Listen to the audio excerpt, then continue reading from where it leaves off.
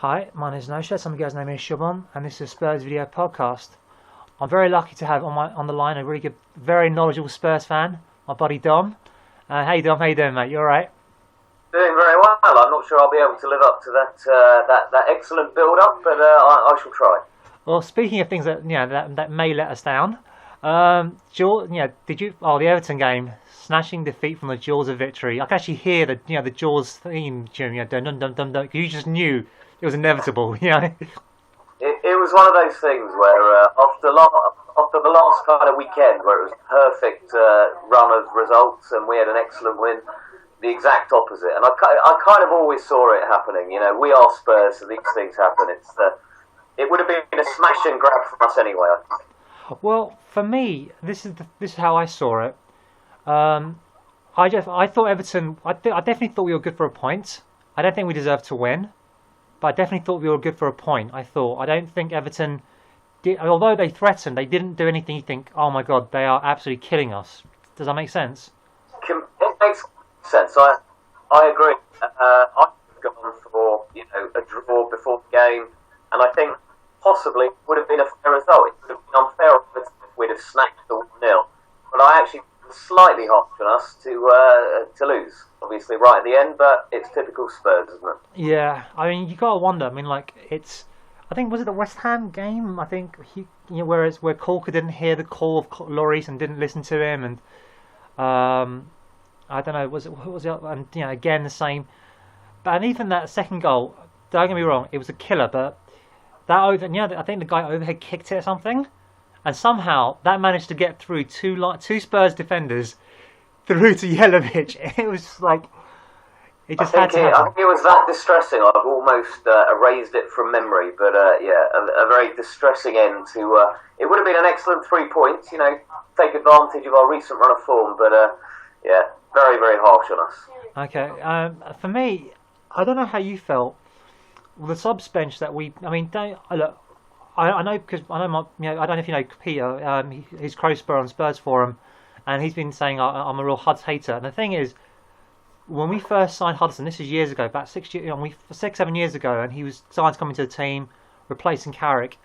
I thought, well, do you know what? This is going to be a player that, an amazing player for us. And I'm not saying he hasn't been a good player, but he hasn't become that player that you think, do you know what, that you can build your team around, I think we've had a number of those type of players, and the fact that Tommy Huddlestone's hair is getting longer and longer also tells a story. There's been no thunderbolts from him recently. Yes, the man can pass the ball, but is he ever going to get to the next level? It looks unlikely, and I think if we do bring in another midfielder, maybe Coutinho, who was obviously touted around, someone of that ilk, then I think it could well be the end for the thud, as some people refer to him as. I just think, the thing is, remember when we first signed Luka Modric, and I didn't know anything about him. I asked Peter about him, and he was going to me.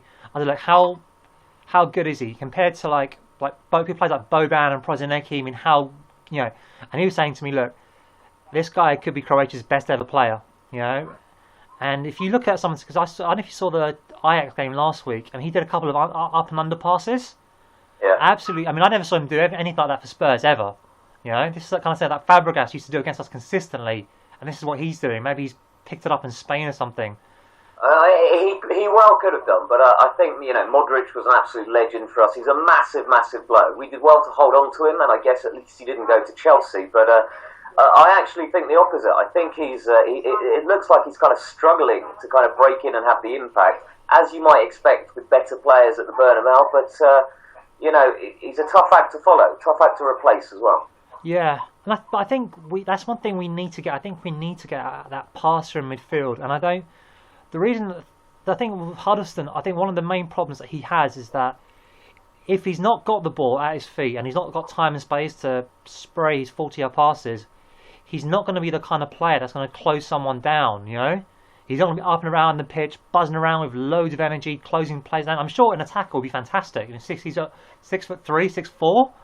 But he's not going to be in the position to, run to, I think a number of the words you used there, probably I wouldn't ever put in the same sentence. And, buzzing around, full of energy.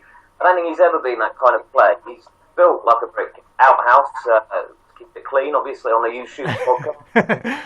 powerhouse, but he's never been the most mobile of players. It looks like he kind of had a new fitness regime. He seemed to have been a bit slimmer, and everyone thought actually maybe now he will make develop into that next kind of level player. Where with the passes and the thunderbolt shot, he can actually be that kind of harrying, energy-driven one. But I don't think he's going to be that man, unfortunately. In terms of like players, and obviously, coming up to Christmas, January, one of the players that we've been linked with, Christian Eriksen. Although, look, do I think he's destined for bigger and better things? Possibly, but he's very similar in terms of Vertonghen. When we signed him, because we got him, I think he was the last year of his contract, and it was a case of let me leave now, or I'm going to leave in 6 months. I'm not signing a new contract. And I think he said the same thing pretty much to Ajax. He goes, look, my contract ends in not 2013, 2014, and so essentially it's either sell him in January when you can get a decent value for him. Or basically what happened with Vertonghen, I'm going to leave, in the summer. Well, I've only got a year left, or I'm going to leave 6 months. Or I'm going to leave on a Bosman. And I know many on the Spurs Forum, they love me using that phrase, leaving on a Bosman. But there are a number of phrases that perhaps they love on Spurs Forum shoots. Yeah, DLP is one of them. Obviously, let's not forget that.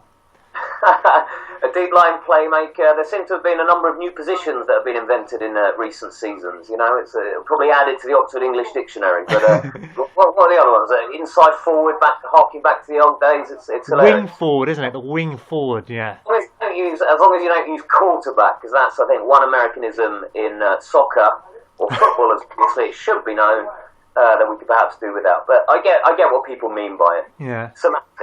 Semantics, but I think he's a player that I think is good, because I think people talk about Levy's love of the deal and that's why he's pursuing it and everything. But I think deal making in football is such a hard thing, because you have to the buying club has to have value from it, the selling club has to feel that they've got value from it, and you don't want to have a deal that, unless it is on a free Bosman transfer or whatever, that leaves a sour taste in the mouths of the club, We've seen it many times, and it's simple football economics, but Levy, in my mind, has been an absolute master over the years. Yes, I think on occasions, especially recently, his haranguing of a deal right up until not just the 11th hour, but the 59th minute of the 11th hour, it sometimes makes you lose out. But yeah, there has to be value. Look at, dare I mention Sol Campbell when he left on a free to the other side, and it was heartbreaking. So you almost look sometimes as players, if we're on the receiving end, do we want a player that clearly could be a troublemaker or come up with some kind of ultimatum? Yeah. Yes, if he's a great player, the answer is, but it swings and roundabouts. We've had it bad, but other clubs as well.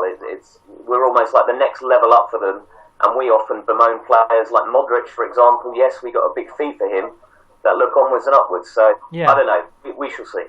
I mean, in terms of the reason I thought of Eriksen is just that I think Ajax, their business model is about selling players. We've obviously had a bit of a problem with them. I think that wasn't actually anything to do with us, though. I think that was more a case of Jan Vertonghen wanting his money, that he's contractually obligated to. I think there were some rumours about some hold up because of Jan Vertonghen not getting the money he was obligated to. But I'm hoping that we had a good. It wasn't what I call a protracted, very leave. I'm sure Levy was trying to get every last ounce of value out of that deal, but I hope it didn't leave a sour taste. Because I'm hoping that we can do business with them again, because I think a centre half. I don't want to be a Gallas hater because I know some guys hate Gallas. One of the guys who posts regularly on the Spurs on the YouShubes absolutely hates Gallas like crazy. I think Gallas, Friedel, those are two players he absolutely despises. But is he ageist by any chance? Pardon? Clearly he's ageist. Clearly, yeah, probably, yeah. I think with Gallas, I think it's the Arsenal thing as well. I think it's the Arsenal and Chelsea thing that doesn't help. But I think Gallas. He's a decent player for us. I agree with people that say, he perhaps is past it now. He does a job, but I'd love that job to be only in desperate times, not kind of week in, week out. But you can't help injuries, I guess. Yeah, and I think once we have Cabal back and Parker, because I don't know how the way someone says when I define, let's say, Sandro and Parker, for me, I don't know your favourite Sandro performance. Mine was against Milan. He seemed to be, there seemed to be like two of him. He was everywhere, Somehow he seems to be everywhere all the time. The defining moment was that performance. Absolutely, he looked absolutely dominant, and we thought we have a beast on our hands here. That was the moment he arrived at Spurs. I agree. And what I liked, but I think with Sandro, he seems to be everywhere all the time. Whereas I think Parker's the kind of guy putting out all the fires. He just seems to be there at the right time, like some Spider-Man. He just seems to know where to be at the right time. Whereas I think Parker's kind of like, there's a guy starting, but Sandro stops the fire starting, and basically Parker stops the guy lighting the matches. If that makes any sense. I was wondering where the fire analogy was going, but I'm with you. And I think because Parker just has just seems to know. He gets about the pitch. Don't get me wrong, but Parker just seems to know. Whereas Sandro uses his stamina to get all about, and he's busy, buzzing with energy. He's like the anti-Huddleston. Whereas Parker's a bit more smarter. Sandro is. I don't think he's the quickest player, but he's got, as they say, we use some cliches. He's got an engine on him. Oh yeah. Parker's more kind of methodical. He's a workman like Parker is. Not exactly the quickest himself, is he? No. But he reads the game, and I think his reading the game has often been underrated with Parker. Yeah, and I'm just hoping because I don't know what you thought about Addy, but this I know it's like this because I'm not a tactical expert by any sort of imagination, but this this playing two up front. One of the things I noticed again, and I think we saw against Panathinaikos, we were overrunning midfield when we went two up front. Neither Adebayor or Defoe are going to really muck in and go. Obviously we don't want Adebayor defending. He's against Arsenal. We don't want him doing his tackles, but then. I think the shocking tackle against Arsenal aside, I think Adebayor has been great for us. I don't think he's perhaps recaptured the form that he had with us last season. Yeah. The recent ban perhaps didn't help. I think, everyone has always slated Defoe for, he's a fox in the box, he scores the goals, but he doesn't do anything else. I actually think this season, he's got stuck in a hell of a lot more, and that's mainly when he's been playing on his own up front, supported by Dempsey and whoever else it may be. But I think AVB is damned if he does and damned if he doesn't. You have people crying out for it to change from playing one up to going back to the traditional 4-4-2, and then he does it, and then if we don't get a great result, immediately he's an idiot for going back to it. So I think he's still kind of experimenting. He's a new manager. The fact that we're still there or thereabouts, having had some terrible performances, we've pulled off some decent ones as well. I don't think they've fully gelled yet, but I'm fully prepared to give the man enough time. Well, the thing is, I think Clint Dempsey is one of those players because he's a good player, but you don't know what his best position is. Is he a winger? Is he best coming off the wing? Is he best in the Van der Vaart role? I don't know, because apparently I was listening to a Spurs show, and one of his old coaches, Terry Gibson, an ex-Spurs player, he was saying, I don't actually know. We never actually knew his right role either. Because he's very good. He's got a great attitude, and he puts it about in training. But you don't know he's a very difficult player to say, oh, he's this or he's this or he's this. He's not one of the players you can pigeonhole in that position. He's very good. Yeah. I think he's good all three, but he's not someone you think, oh yeah, that's what his position is. He can fill in here, but that's his position. I completely agree with what you're saying, and I think that's proved by some people are like going, oh, we bought another forward, and if they say that, other people are like, are you crazy? He's not a forward. I actually agree. I don't think he's a forward, but that is perhaps the curse of certain modern day footballers. A case of the James Milners or Phil Neville's. The fact that he is versatile means that it's actually quite difficult to work out where he plays best, and to date, I'm still not certain. I'm hoping that come January, and I'm hoping we still, because I think in the midfield, I think we've got, say, Sandro, who's he's a beast, destroyer, use whatever words what cliches we want to use, and I think we've got a runner, someone who's like Dembele. I mean, some of the runs he did against Everton, when it was the one he almost played the JD in, it was just an absolute. If that pass had gone on, the JD had a clear line on goal, but he's obviously coming back from injury. Dembele is absolute class actor. I think he's a brilliant player. I'm delighted we've got him. I think his performances have been pretty much crucial to a load of the victories that we've actually pulled out. Yeah. Once Parker's back, I actually think, if Parker and Sandro are playing together, that might actually release Dembele to go on more of those surging runs forward. Because it's not just, the passing, it's his dribbling game that is astounding to me. And, he's a big lad as well. So he is, perhaps the Tom Huddleston that we hoped we were going to have. Actually, that's a terrible comparison. You know what I mean? In terms of the energy getting about, he does that. I'm not sure about his passing. I don't even know if it's anywhere near the level of certain players that we've lost, of course. But he's also a young player. He's in the Belgian national team, and I think this guy is going to be a superstar. Well, I think one of the things we have got going for us, he's playing. I mean, I think one of the players in the Belgian team he played for, I think he went for 50 or however millions to some Russian club or something, so he's playing in probably the best Belgian side that they've ever had. And I think when you play, players like Vitschel, and I think who's the other one, Delfort. There's just a really good crop of Belgian players, and Fellaini. He's in that mix. He's in Hazard. He's a first teamer. So when you're playing, for a team at that level with all this talent, I think he will get better.